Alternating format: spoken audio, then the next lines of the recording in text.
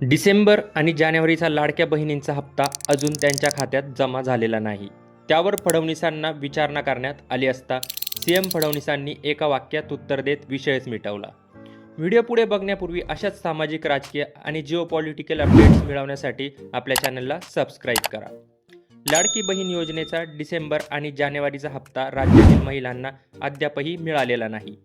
दोन्ही महिन्यांचे पैसे मकर संक्रांतीला म्हणजेच 14 जानेवारी रोजी महिलांच्या खात्यात जमा होईल असं सांगण्यात येत आहे.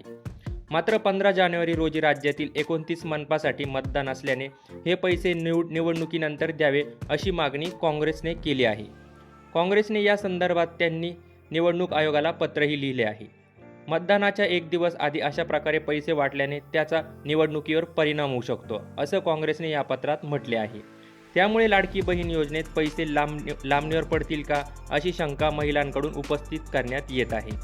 मात्र आता स्वतः मुख्यमंत्र्यांनी याबाबत स्पष्टीकरण दिलं आहे. काँग्रेस आणि आमचे विरोधक पहिल्या दिवसापासूनच लाडकी बहीण योजनेचा विरोध करत आहे. मागच्या काळात जेव्हा आम्ही योजना सुरू केली तेव्हा ते उच्च न्यायालयात गेले होते.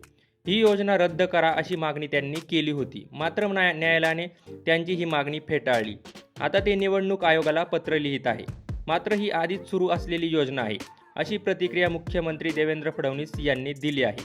आचारसंहितेनुसार आधी सुरू असलेली कोणतीही योजना थांबवता येत नाही.